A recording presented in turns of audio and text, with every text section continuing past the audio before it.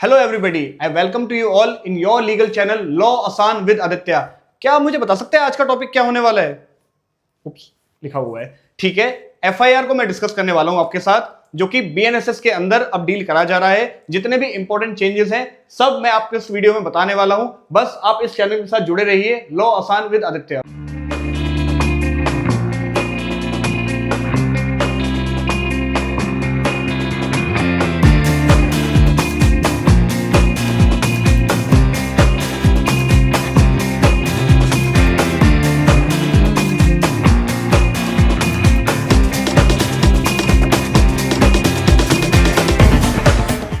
तो आइए अब हम डिस्कस करने जाते हैं एफआईआर के ऊपर बहुत इंपॉर्टेंट चेंजेस जो बीएनएसएस के थ्रू इंट्रोड्यूस करे गए हैं। देखिए, जैसे ही 2023 के अंदर बीएनएसएस इंट्रोड्यूस हुआ, स्टूडेंट्स के मन में बहुत डर आया कि अब हमें सीआरपीसी जो हमने लर्न किया था या जो भी पुराने एक्ट थे जो हमने लर्न किए थे, वो सारी मेहनत हमारी अब जीरो हो चुकी है, सारी मेहनत बेकार हो चुकी है। अब हमें फिर से स्क्रैच से बीएनएसएस को लर्न करना पड़ेगा। तो देखिए, मेरे मानना है कि हाँ, थोड़ी मेहनत तो लगेगी, लेकिन मेरे हिसाब से बीएनएसएस के अंदर जिन प्रोविजंस को इंक्लूड करा गया है, आपको वो रियल प्रैक्टिस के अंदर देखने को मिलेंगे। तो इसलिए बीएनएसएस आने से आपके कॉन्सेप्ट्स और आपकी प्रैक्टिस और एनहांस हो जाएगी।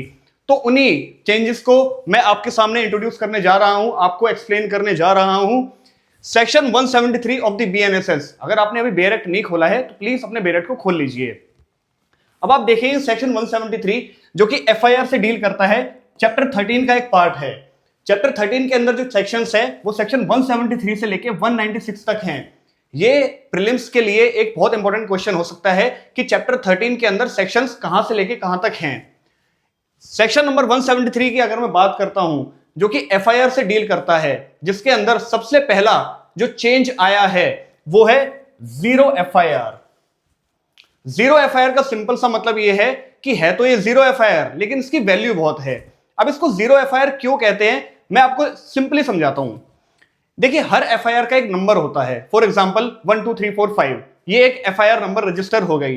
अब ये जो एफआईआर नंबर आया, ये केस के स्टार्टिंग से लेके केस के एंड तक वही नंबर चलेगा, चाहे अपील हो रही है, चाहे रिव्यू हो रहा है, चाहे रिवीजन हो रही है, FIR number will be the same.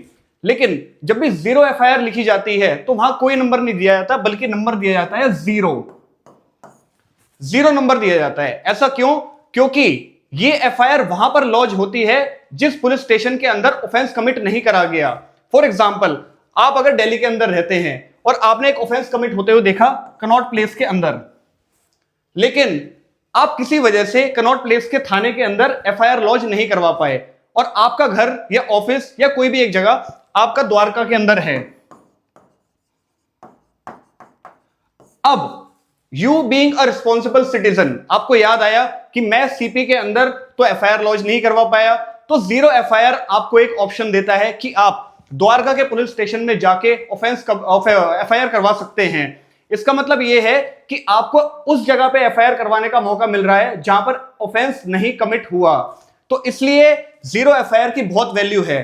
अब जैसे ही जीरो एफआईआर लॉन्च हो जाएगी तो फिर होगा क्या, मैं आपको बताता हूं। देखिए, आप सेक्शन 173 देखेंगे तो वहां पे कुछ लाइन लिखी हुई हैं।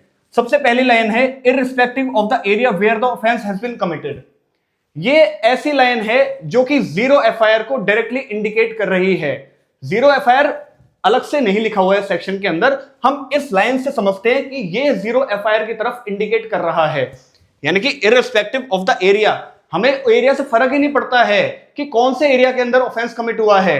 अगर आप आगरा के अंदर हैं और वहां पे आपने ऑफेंस कमिट होते हुए देखा, लेकिन एट प्रेजेंट अब आप लखनऊ में चले गए हैं, आप लखनऊ में आ गए, तो इररिस्पेक्टिव कि आगरा में ऑफेंस कमिट हुआ था, आप जाके लखनऊ के अंदर भी एफआईआर करवा सकते हैं। उसी का नाम है जीरो एफआईआर।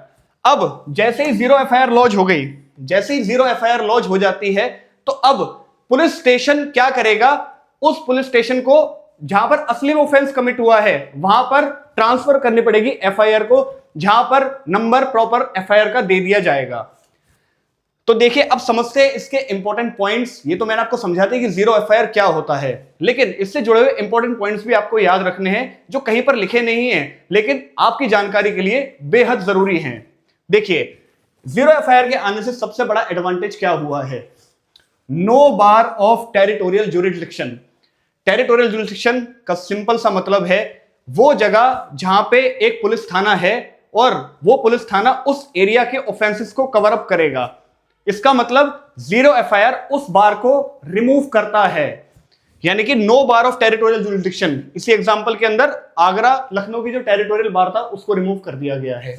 सेकंड पॉइंट, ये विक्टिम और विटनेस फ्रेंडली स्कीम है। देखिए, एफआईआर लॉन्च कराने का मतलब ये नहीं है कि जो विक्टिम होगा यानी कि जिसके खिलाफ कोई ऑफेंस कमिट करा गया है सिर्फ वही एफआईआर करवाएगा। नहीं, विटनेस, एक विटनेस जिसके खिलाफ ऑफेंस तो कमिट नहीं हुआ लेकिन उसने ऑफेंस होते हुए देखा, तो दोनों के लिए ये एक बेहद अच्छा ऑप्शन है कि आप जाके किसी भी थाने के अंदर जहां पे आप प्रेजेंट हैं आप वहां पर एफआईआर को लॉन्च करवा सकते हैं। इसलिए ये विक्टिम और विटनेस फ्रेंडली स्कीम है। अगला पॉइंट ये है कि क्या पुलिस सिर्फ इस रीजन की वजह से कि हमारे तो ज्यूरिसडिक्शन नहीं बनती तो अब हम जीरो एफआईआर को लॉन्च नहीं करेंगे, तो अब तो हम आपकी एफआईआर को डिनाई कर रहे हैं, क्या पुलिस के पास ऐसा ऑप्शन है? बिल्कुल भी नहीं। हमेशा याद रखिएगा कि police is bound to register your FIR even if उनके पास ज्यूरिसडिक्शन ना भी हो। इसलिए तो जीरो एफआईआर इंट्रोड्यूस करा गया है। अगर एक जगह पे जीरो एफआईआर इंट्रोड्यूस हो रहा है वहीं पर पुलिस ये कह दे कि नहीं भाई हम तो नहीं कर रहे जीरो एफआईआर लॉन्च, तो फिर पर्पस क्या रह गया इतने चेंजेस लाने का? पर्पस क्या रहा कि बीएनएसएस को नए तरीके से इंट्रोड्यूस करा गया है। इसलिए पुलिस के पास कोई डिस्क्रिशन नहीं है। यहां पर मैं आपके साथ एक केस पूछना चाहूंगा, एक क्वेश्चन पूछना चाहूंगा। वो कौन सा ऐसा केस है जिसमें यह कहा गया था कि police is duty bound to register the FIR, या फिर एफआईआर को रजिस्टर करना पुलिस के लिए बेहद मैंडेटरी है? आप सोच के रखिएगा, 2 मिनट बाद इस क्वेश्चन पे मैं दोबारा से लौटूंगा। अब देखिए, एक मैं बहुत इंपॉर्टेंट पॉइंट आपके साथ डील करने जा रहा हूं। देखिए, ऐसा नहीं है कि जीरो एफआईआर बीएनएसएस के आने के बाद ही इंट्रोड्यूस हुआ, ये पहले भी कंप्लायंस में था। इट इज जस्ट दैट कि ये चीज कानून के अंदर कहीं नहीं लिखी हुई थी और इसलिए मैंने आपसे कहा कि बीएनएसएस आने से चीजों के अंदर क्लैरिटी आ गई है, आपके कॉन्सेप्ट्स और क्लियर हो गए हैं। तो इसलिए हमेशा पे एक बात याद रखिएगा कि देखिए, मैं दिल्ली के अंदर रहता हूं। 2013 के अंदर एक बहुत हॉरिफिक इंसिडेंट हुआ था जिसको हम निर्भया इंसिडेंट के नाम से जानते हैं। तब जस्टिस वर्मा कमेटी ने यह रिकमेंड किया था कि जीरो एफआईआर आनी चाहिए। Very important point, I will say very important point. उस इंसिडेंट के बाद जीरो एफआईआर को रिकमेंड करा गया और आज 13 साल बाद यह हमें देखने को मिलता है। तो आई थिंक लॉ ने बहुत अच्छी प्रोग्रेस करी। So we should not be talking like कि हमें बीएनएसएस से क्या मिला, हमें बीएनएसएस से बहुत ज्यादा क्लैरिटी मिली है लॉ के अंदर। जस्टिस वर्मा कमेटी ने रिकमेंड किया। उसके बाद अगला पॉइंट ये है कि जैसा मैंने आपको बताया कि आपने जीरो एफआईआर लॉन्च कर दी, अब आपका काम खत्म हो गया। अब ये पुलिस की खुद की ड्यूटी है कि भैया अब आपको क्या करना है, आपको उस पुलिस थाने के अंदर वो जीरो एफआईआर भेजनी है जहां पर एक्चुअल में इन्वेस्टिगेशन स्टार्ट होगी। जीरो एफआईआर का मतलब ये नहीं है कि जहां पर जीरो एफआईआर लॉन्च होगी उन्हीं को इन्वेस्टिगेशन करनी है। इन्वेस्टिगेशन तो वही थाना करेगा जहां पर ऑफेंस कमिट हुआ है। It is just that witness and victim friendly scheme है। पुलिस ट्रांसफर करेगी, फिर उसको एक्चुअल नंबर दे दिया जाएगा जिस थाने के अंदर ऑफेंस कमिट हुआ है। तो ये था जीरो एफआईआर का एक इंपॉर्टेंट प्रीफेस जो मैंने आपके सामने रखा है।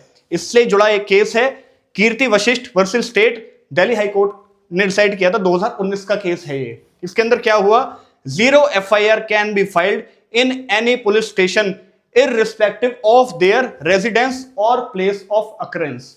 चाहे आपका घर वहां है या नहीं है, चाहे आप उस जगह पे हैं या नहीं है जहां पे ऑफेंस हुआ था, आपको कोई ऑब्लिगेशन नहीं है कि आपको उसी थाने के अंदर जाके एफआईआर करवानी है। आप जहां पर भी हैं आप वहां पर एफआईआर करवाइए, इंडिया के अंदर आप जहां कहीं भी हैं। अगला पॉइंट मैं आपके साथ डिस्कस करने जा रहा हूं, इलेक्ट्रॉनिक कम्युनिकेशन के थ्रू एफआईआर करवा सकते हैं। देखिए, सीआरपीसी के अंदर 2 तरीके हैं जहां पर आप एफआईआर जिस तरीके से लिखवा सकते हैं। या तो आप आईओ को, इन्वेस्टिगेटिंग ऑफिसर को आप ओरली बता दें कि जी देखिए ऐसे ऐसे क्राइम कमिट हुआ, आपको कुछ डिटेल्स देनी पड़ती हैं कि प्लेस ऑफ अकरेंस क्या थी, किस तरीके का ऑफेंस हो रहा था। ये नहीं कि हाँ जी एक ऑफेंस हुआ था, आप बताइए कि मैंने देखा कि एक इंसान ने दूसरे इंसान को स्टैब कर दिया, पेट के अंदर चाकू मार दिया, यानी कि आपको थोड़ी बहुत डिटेल्स देनी होगी। देखिए, एक लाइन है, FIR can not be an encyclopedia. इसका मतलब हर छोटी से छोटी और हर बड़ी से बड़ी डिटेल्स एफआईआर के अंदर नहीं दी जाती, लेकिन कुछ इंपॉर्टेंट डिटेल्स दी जानी चाहिए। फॉर एग्जाम्पल, नाम आपका मतलब जो विटनेस है या फिर जो भी विक्टिम है जो एफआईआर लॉन्च करवा रहा है उसको अपना नाम बताना पड़ेगा, उसने कब क्राइम होते हुए देखा, कहां पर क्राइम होते हुए देखा, अगर विक्टिम नोन है या अक्यूज नोन है तो उसका नाम बताइए, लेकिन हाँ कुछ डिटेल्स जरूर दीजिए। अब वही मोड आपको मिल रहा है इलेक्ट्रॉनिक कम्युनिकेशन के थ्रू। अब आप इलेक्ट्रॉनिकली भी एफआईआर करवा सकते हैं, लेकिन जैसा कि मैंने आपको बताया डिटेल्स, सफिशिएंट डिटेल्स आपको पुलिस को देनी पड़ेगी ताकि इन्वेस्टिगेशन का काम आसान हो जाए। देखिए एफआईआर का सीधा साधा मतलब होता है कि पुलिस ने एफआईआर लॉन्च करी, वो इंफॉर्मेशन जो कि first in point of time है, यानी कि एक ऑफिशियल इंफॉर्मेशन दी गई पुलिस को, so that police can start the investigation. Police can start the investigation. Investigation जैसे ही स्टार्ट हुई, अब क्या करना है, पुलिस का अगला टारगेट क्या है, कलेक्शन ऑफ एविडेंस। एफआईआर किस चीज के लिए लिखाई जा रही है, ताकि इन्वेस्टिगेशन स्टार्ट हो जाए। इन्वेस्टिगेशन क्या करेगी, एविडेंस को कलेक्ट करेंगे, for example recovery of dead body, arrest of the accused या फिर other suspected persons, blood samples लेना, हथियार रिकवर करना, स्टेटमेंट रिकॉर्ड करना, मजिस्ट्रेट के पास पेश करना।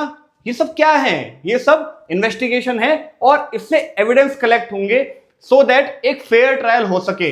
एक लाइन हमेशा याद रखिएगा, fair trial paves the way for the fair investigation paves the way for the fair trial. इस लाइन को कभी मत भूलिएगा। तो जितनी इंपॉर्टेंट इन्वेस्टिगेशन होगी, जितनी स्ट्रेंथनिंग इन्वेस्टिगेशन के अंदर रहेगी, उतना ही अच्छा फेयर ट्रायल निकल के आएगा।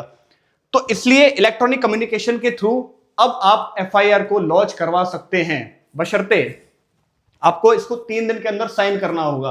कौन साइन करेगा, जो इंफॉर्मेशन दे रहा है, इधर इट कैन बी विक्टिम और he can be a witness. तो उसको क्या करना पड़ेगा, 3 दिन के अंदर साइन करके देना पड़ेगा।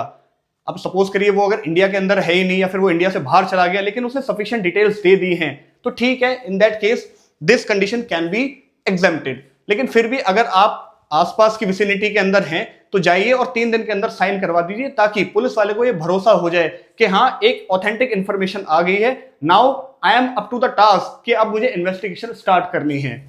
और एफआईआर अगर आप फोन पे दे रहे हो या कैसे भी दे रहे हो, वो क्रिप्टिक नहीं होनी चाहिए, प्रॉपर डिटेल्ड एंड स्पेसिफिक होनी चाहिए। क्रिप्टिक का मतलब यह है कि आपको जो इंफॉर्मेशन दे रहे हो उसके अंदर कुछ भी छुपा हुआ नहीं रहना चाहिए। अगर आपके पास सफिशिएंट डिटेल्स हैं तो प्लीज पुलिस को दीजिए, सो दैट पुलिस वाले इन्वेस्टिगेशन इजीली स्टार्ट कर सकें। 2 केस हैं मैंने आपके सामने लिखे हैं। इसका नाम है Somabhai versus state of Gujarat, अगला केस है पटाई वर्सेस स्टेट ऑफ यूपी 2010 का, 1975 का, जिसके अंदर यही लाइन कहेगी कि telephonic information should not B वेग और क्रिप्टिक। ये केस सिर्फ टेलीफोनिक इंफॉर्मेशन तक सीमित है। इलेक्ट्रॉनिक कम्युनिकेशन के अंदर और भी कई मोड्स हो सकते हैं। फॉर एग्जांपल टेलीफोन के थ्रू दे रहे हो आप, कोई और मोड के थ्रू भी दे सकते हो, ईमेल वगैरह करवा सकते हो, क्योंकि अब टेक्नोलॉजी एडवांस कर रही है। इसलिए legislation has decided to incorporate this provision that can be used for the welfare of the society. देखिए अगला पॉइंट मैं आपके साथ डिस्कस करने जा रहा हूं, जो कि है प्रिलिमिनरी इंक्वायरी का। अभी अभी मैंने आपसे क्वेश्चन पूछा था कि कौन सा है वो केस जिसके अंदर कहा गया था कि FIR is very mandatory to be registered by the police and police has no discretion in this. तो देखिए उस केस का नाम है Lalita Kumari versus state of UP. गांठ बांध लो इस केस को, सोते जागते उठते बैठते इस केस का नाम याद कर लेना। इस केस को वैसे मैं अच्छे से डिटेल में डिस्कस करूंगा आने वाली वीडियोस के अंदर, लेकिन अब आप एक चीज को समझिए कि ललिता कुमारी केस के अंदर यह कहा गया कि एफआईआर लॉन्च करना तो मैंडेटरी है, लेकिन अब यहां पर सेक्शन 173(3) सेक्शन नंबर 173(3) के अंदर प्रिलिमिनरी इंक्वायरी का एक कंसेप्ट डाल दिया। इसका मतलब क्या हुआ, हमने ललिता कुमारी केस को डिनाई कर दिया। अब क्या करें, तो घबराइए मत, आपके साथ लॉ आसान है, ठीक है। अब मैं आपको आसानी से ये कॉन्सेप्ट समझाने जा रहा हूं कि प्रिलिमिनरी इंक्वायरी और ललिता कुमारी केस के बीच में क्या विरोधाभास है, क्या टसल है, क्या कॉन्ट्राडिक्शन है। कुछ कॉन्ट्राडिक्शन नहीं है, इस चीज को आप आराम से समझते हैं। एक सवाल पूछता हूं आपसे कि जो प्रिलिमिनरी इंक्वायरी है, क्या ये एफआईआर लिखने से पहले होनी चाहिए या बाद में होनी चाहिए? ऑब्वियसली एफआईआर लिखने से पहले होगी, क्योंकि तभी तो इसका नाम प्रिलिमिनरी इंक्वायरी पड़ा ना, वरना तो पोस्ट भी कर सकते थे। एक मुझे लगता है एक डाउट और आपके मन में आ रहा होगा कि जो वर्ड लिखा है इंक्वायरी, क्या मजिस्ट्रेट साहब इंक्वायरी करेंगे? क्योंकि इंक्वायरी तो ऑब्वियसली कोर्ट या फिर मजिस्ट्रेट करते हैं, इन्वेस्टिगेशन का काम पुलिस का होता है। तो देखिए ये एक अजीब सा प्रोविजन है कि यहां पर पुलिस प्रिलिमिनरी इंक्वायरी करेगी, लेकिन ये इंक्वायरी वो इंक्वायरी नहीं है जो मजिस्ट्रेट या फिर कोर्ट करते हैं। ये एक सिंपल सी इंक्वायरी है ये जानने के लिए कि क्या एफआईआर सच में लॉन्च करी जाए या ना करी जाए। देखिए एक केस आता है जहां पर पुलिस को भी डाउट है कि क्या मैं इसके अंदर एफआईआर लॉन्च करूं या ना करूं, क्योंकि अगर एफआईआर लॉन्च होती है, एफआईआर लॉन्च करना कोई एक कैजुअल काम नहीं है, it is a very important task. ये एक बहुत इंपॉर्टेंट टास्क है जो कि कैजुअली नहीं करा जाता, क्योंकि अगर एफआईआर लॉन्च हो गई, भैया किसी के नाम का पर्चा अगर कोर्ट पुलिस ने बना दिया तो अब क्या होगा, अब उसके खिलाफ वारंट इश्यू हो सकते हैं। That person can be arrested and can be put behind the bars. It means that article 19, article 21 यानी कि right to life, personal liberty, सब खत्म उस इंसान का। क्यों? सिर्फ एक इंफॉर्मेशन की वजह से, सिर्फ एक एफआईआर लॉन्च करने की वजह से सब खत्म। तो इसलिए पुलिस कभी भी कैजुअल नहीं हो सकती इस चीज को लेके। तो इसलिए हमेशा याद रखिएगा कि यहां पर प्रिलिमिनरी इंक्वायरी का जो स्कोप है वो इसलिए दिया गया है कि कोई फॉल्स केस ना आ जाए। सत्येंद्र कुमार अंटिल का केस है जिसके अंदर ये कहा गया कि अननेसेसरी अरेस्ट को प्रिवेंट करा जाए। कैसे अननेसेसरी अरेस्ट को प्रिवेंट करा जाएगा? भाई आप फॉल्स एफआईआर फाइल मत होने दो। ऑब्वियसली जैसे एफआईआर अगर नहीं होगी तो पुलिस अरेस्ट भी नहीं करेगी। तो इसलिए यहां पर एक प्रिलिमिनरी इंक्वायरी को डाला गया है। और एक बहुत इंपॉर्टेंट पॉइंट, क्या प्रिलिमिनरी इंक्वायरी सारे ऑफेंसेस के अंदर कंडक्ट होगी? सारे ऑफेंसेस के अंदर प्रिलिमिनरी इंक्वायरी कंडक्ट नहीं होगी, क्योंकि साफ साफ ये लिखा हुआ है कि जो ऑफेंसेस सिर्फ 3 से 7 साल तक पनिशेबल हैं उन्हीं के अंदर प्रिलिमिनरी इंक्वायरी आएगी, अदरवाइज नहीं आएगी। अब मैं आपसे एक लॉजिक, इस चीज का लॉजिक पूछता हूं, इस चीज का क्या लॉजिक हो सकता है? देखिए लॉ कुछ नहीं है, लॉ बस एक कॉमन सेंस है। जो कॉमन सेंस को समझ गया, जिसके अंदर कॉमन सेंस डेवलप हो गई, वो लॉ आसानी से समझ जाएगा। अब देखिए 3 से 7 साल क्यों दिया है? क्योंकि ये एक बिल्कुल बेहद कॉमन सेंस है। देखिए लॉ आसान ऐसे ही चैनल का नाम नहीं है, लॉ आसान विद आदित्य। मैं आपकी कॉमन सेंस बढ़ाने में, लॉ का एक जो एक्यूमेन है उसको बढ़ाने में मैं आपकी हेल्प कर रहा हूं। तो आपका काम है मुझे ध्यान से सुनते रहने का। देखिए पनिशेबल विद 3 से 7 ईयर्स। देखिए ऑफेंस तो पनिशेबल विद डेथ भी होते हैं, पनिशेबल विद लाइफ इंप्रिजनमेंट भी होते हैं, या फिर 10 साल के लिए भी पनिशमेंट होती है, 20 साल के लिए भी पनिशमेंट होती है। वो भी तो लिख सकते थे यहाँ पे, क्यों नहीं लिखा यहाँ पे? ये इसलिए नहीं लिखा है क्योंकि सपोज करिए एक मर्डर हुआ, रेप का ऑफेंस हो गया, किडनैपिंग हो गई, सारे 7 साल से ऊपर की पनिशमेंट है। लेकिन अगर ये सारे ऑफेंस कमिट हो रहे हैं और यहां पर अगर प्रिलिमिनरी इंक्वायरी डाल दी, यहां पर डायरेक्टली एफआईआर नहीं करने दे रहे, तो आप ये देखिए इतने ग्रेव ऑफेंस की इन्वेस्टिगेशन कब शुरू होगी? फिर एविडेंस भी तो कलेक्ट करने हैं। अक्यूज को, जिसने ऑफेंस अगर सच में किया है, भैया उसको क्या नाम है, जेल में भी तो डालना है। विक्टिम के जस्टिस का क्या होगा? तो इसलिए सिर्फ 3 से 7 साल के ऑफेंस को डाला गया है, यानी कि जो बहुत ज्यादा बड़े भी नहीं है, बहुत ज्यादा छोटे भी नहीं है, मीडियम साइज वाले ऑफेंसेस मैं कह सकता हूं।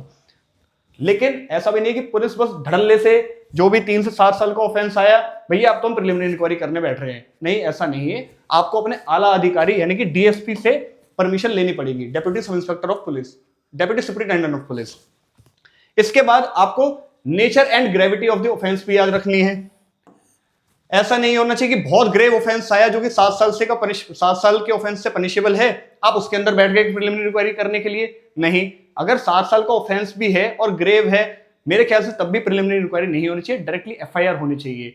प्रिलिमिनरी इंक्वायरी सिर्फ ये जानने के लिए है कि क्या इस केस के अंदर एफआईआर करें या ना करें, और क्या इसके अंदर एक प्राइमा फेसाई सब्सटेंस है या नहीं है। 173(3) के अंदर प्राइमा फेसाई वर्ड लिखा हुआ है कि ये देखना है कि प्राइमा फेसाई सब्सटेंस है या नहीं है। थोड़ी बहुत भी अगर हमें शक शुबे हैं, थोड़े बहुत भी हमारे पास एविडेंस हैं कि हाँ ये आदमी इस क्राइम के अंदर इन्वॉल्व है, ठीक है, go for FIR. You need not to conduct a preliminary inquiry, क्योंकि प्रिलिमिनरी इंक्वायरी का मतलब ट्रायल करना नहीं है मेरिट्स पर, बस ये देखना है कि क्या हम एफआईआर फाइल करें या ना करें, बस सीधा साधा इसका मतलब ये है। तो जैसा कि मैंने आपको कहा था, एक इशू है ललिता कुमारी केस के साथ में, mandatory registration of FIR and preliminary inquiry very limited, ये कहा गया था ललिता कुमारी केस के अंदर। आने वाली वीडियो में डिस्कस करूंगा, आसानी से डिस्कस करूंगा, लेकिन अभी के लिए इतना समझो कि ललिता कुमारी केस के अंदर कहा गया mandatory registration of FIR, preliminary inquiry very limited. अब उस प्रिलिमिनरी इंक्वायरी के स्कोप को बस थोड़ा सा बढ़ा दिया है, ज्यादा नहीं बढ़ाया, थोड़ा सा बढ़ा दिया है। 3 से 7 साल के ऑफेंसेस के लिए। बहुत ग्रेव ऑफेंसेस के लिए प्रिलिमिनरी इंक्वायरी अब भी नहीं होती। इसका मतलब कोई कॉन्ट्रडिक्शन नहीं है, कोई कॉन्ट्रडिक्शन नहीं है। लेकिन हमेशा याद रखिएगा कि honourable supreme court time by time क्या प्रोनाउंसमेंट दे रहे हैं, क्या जजमेंट दे रहे हैं। अभी अभी 2026 का बिल्कुल रीसेंट केस, एक केस आया है Azad Singh Kataria versus union of India, जिसमें यह कहा गया है कि ललिता कुमारी केस को ना बहुत मिसयूज कर दिया गया है। ललिता कुमारी केस को बहुत मिसयूज कर दिया गया है। ठीक है, ललिता कुमारी केस मिसयूज्ड अ लॉट। इस मिसयूज वर्ड का मतलब सिर्फ ये है कि ऐसा ना हो कि एफआईआर करानी तो मैंडेटरी है और कोई फॉल्स इंफॉर्मेशन पे एफआईआर हो जाती है, इस वजह से एक पर्सन को जबरदस्ती जेल में डाल दिया जाता है, बाद में पता यह चलता है कि इसने तो ऑफेंस कमिटी नहीं किया था। आपने 3 साल के लिए एक आदमी को, एक इंसान को जेल के अंदर डाल दिया, बाद में पता ही चला कि अरे इसने तो ऑफेंस करा ही नहीं, अब उसके 3 साल की भरपाई कौन करेगा? इसलिए कहा कि हर केस के अंदर मैंडेटरी एफआईआर नहीं होगी अगर वो 3 से 7 साल का ऑफेंस है। ठीक है, अगर नेचर एंड ग्रेविटी अलाउ कर रही है तो आप प्रिलिमिनरी इंक्वायरी करिए। अगर वो नेचर थोड़ा आपको उसका ड्यूबियस लग रहा है कि नहीं इसके अंदर फॉल्स इंप्लीकेशन हो रहा है उस पर्सन का, दैट्स इट, और इसके अलावा कुछ भी नहीं है। अब आगे बढ़ते हैं। देखिए लास्ट पॉइंट कि अगर पुलिस रिफ्यूज कर दे एफआईआर करने के लिए तो क्या होगा। इसके लिए मैं बहुत जल्द एक डिटेल वीडियो बनाने वाला हूं। इसका ये एक अलग से टॉपिक आपको समझना पड़ेगा, इसलिए मैं इसको अभी एक क्रिस्प फॉर्म में कवर कर रहा हूं। लेकिन अभी इतना भी जानना आपके लिए बहुत होगा, इसके ऊपर डिटेल वीडियो बहुत जल्दी आने वाली है। What if police refuses to file the FIR. हमेशा याद रखना कि सीआरपीसी की जो था और जो बीएनएसएस है उसके अंदर जो एडिशंस लाए गए हैं वो प्रैक्टिस के अंदर पहले भी फॉलो हो रहे थे, लेकिन अब बीएनएसएस के अंदर उसको ब्लैक एंड व्हाइट के अंदर लिख दिया गया है। ठीक है, तो अब देखिए पुलिस अगर रिफ्यूज कर दे एफआईआर फाइल करने के लिए तो क्या करेंगे। सबसे पहले सीआरपीसी के अंदर 156(3) की एप्लीकेशन फाइल होती थी। 156(3) सीआरपीसी, ठीक है, सीआरपीसी के अंदर 156(3) की एप्लीकेशन फाइल होती थी। जो भी मेरे दोस्त वीडियो देख रहे हैं अगर वो कोर्ट जाते हैं तो 156(3) की जो एप्लीकेशन है बहुत कॉमन है, बहुत कॉमन है। आपका अगर आपको 156(3) समझ में आ गया तो आपको एफआईआर वगैरह समझने में कोई दिक्कत नहीं होगी। लेकिन डरिए मत, मैं आसानी से आपको अगली वीडियो के अंदर ये सब समझाने वाला हूं। ठीक है, तो 156(3) की जो एप्लीकेशन है वो कब डलती थी, जब पुलिस रिफ्यूज कर दे एफआईआर। अब ये 173(4) बीएनएसएस के अंदर इसको बताया गया है। जैसे ही आईओ ने इन्वेस्टिगेटिंग ऑफिसर ने मना कर दिया कि मैं आपकी एफआईआर लॉन्च नहीं कर रहा, तो अब ये नहीं किया लगे उसका गिरबान पकड़ने, नहीं भैया ललिता कुमारी केस तो ये कह रहा है कि आपको हमारी एफआईआर लॉन्च करनी पड़ेगी, आप उसके मुंह पे मार रहे हैं जजमेंट सुप्रीम कोर्ट के। नहीं, आप ऐसा नहीं कर सकते। उसने रिफ्यूज कर दिया तो ठीक है, आप कुछ मत करो। आप सुपरिटेंडेंट ऑफ पुलिस, ये जो वर्ड है ये हर स्टेट के अंदर डिफर करता है। मेरे हिसाब से दिल्ली के अंदर शायद इसे डीसीपी कहते हैं। ठीक है, आप डीसीपी या फिर सुपरिटेंडेंट ऑफ पुलिस के पास जाइए, उनको इंफॉर्मेशन दीजिए राइटिंग या पोस्ट में। ये सब सेक्शन 173(4) के अंदर लिखा हुआ है। मैंने कहा था बेरेट खोल के बैठिएगा, नहीं बैठा ना बेरेट खोल के, बस समझ नहीं आ रहा होगा। बेरेट भी खोलना जरूरी है, तभी लॉ आसान होगा। तो देखिए role of superintendent of police, आप राइटिंग या पोस्ट के अंदर उनको इंफॉर्मेशन दीजिए कि concerned IO is not lodging my FIR and sir you are the superior authority तो काइंडली टेक द एक्शन। ठीक है, इसके बाद भी नहीं होता, अब क्या करें। अब रास्ता बताया गया 173(4) में। लास्ट में एक वर्ड लिखा हुआ है, लास्ट में एक लाइन लिखी हुई है, फेलिंग विच, यानी कि एसपी साहब ने भी मना कर दिया। Failing which aggrieved person may make an application to the magistrate. यानी कि 175(3) के अंदर जो एप्लीकेशन फाइल होती है, 175(3) के अंदर जो मजिस्ट्रेट को एप्लीकेशन पास फाइल होती है, उसका रास्ता हमें 173(4) के अंदर बता रखा है। भाई मुझे कहां जाना है, सपोज करिए एक गेम है जो मुझे अगला मेरा पड़ाव कहां मुझे पता लगेगा, जब मैं एक चिट खोलूंगा। चिट खोला, मुझे पता लगा कि अब मुझे 175(3) में जाना है। वो चिट क्या है, 173(4). 173(4) के अंदर अगर एसपी ने मना कर दिया, एसपी साहब ने मना कर दिया कि भाई हम भी नहीं कर रहे आपकी इन्वेस्टिगेशन को, हम भी एफआईआर नहीं लॉन्च कर रहे, अब आपको एप्लीकेशन ऑफ मजिस्ट्रेट लगानी है। वो एप्लीकेशन कहां लगती है, 175(3) के अंदर लगती है। ठीक है, इसके ऊपर एक बहुत इंपॉर्टेंट केस है 175(3) के ऊपर, Priyanka Srivastava versus state of UP, जिसमें कहा गया कि एफिडेविट फाइल करिए एप्लीकेशन के साथ में, अदरवाइज आपकी जो एप्लीकेशन है वो एंटरटेन नहीं होगी। ठीक है, तो अगर आपको 175(3) या 173(4) समझ में आया तो इट्स वेल एंड गुड। अगर नहीं भी समझ में आया तो मैं इसको अलग से डिस्कस करने जा रहा हूं। बाकी एफआईआर की इंफॉर्मेशन जो भी बीएनएसएस के अंदर चेंज आए हैं वो मैंने आपको बता दी। 0 एफआईआर, इलेक्ट्रॉनिक कम्युनिकेशन, और what if police refuses to file the FIR. So with this मैं ये वीडियो कंक्लूड करना चाहूंगा। ऐसे ही इंफॉर्मेटिव वीडियोस के साथ बने रहिए आपके अपने यूट्यूब चैनल के पास, law Aasan with Aditya. Thank you.